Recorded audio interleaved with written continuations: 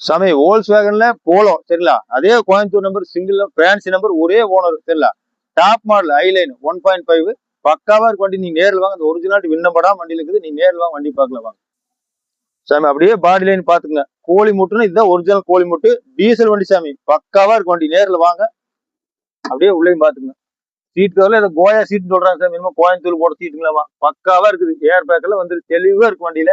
உள்ள பாத்துங்க, ஏசி பக்கா ஒர்க்கிங், நாலுமே அலைவீல் வேற லெவல் போட்டு வச்சுக்காங்க. அலைவீல் பாத்துக்கோங்க சாமி. மெயினா வந்து கோயம்புத்தூர் நம்பர் ஒரே ஓனர், பக்கா ஃபேன்சி நம்பர் பாத்துக்கோங்க.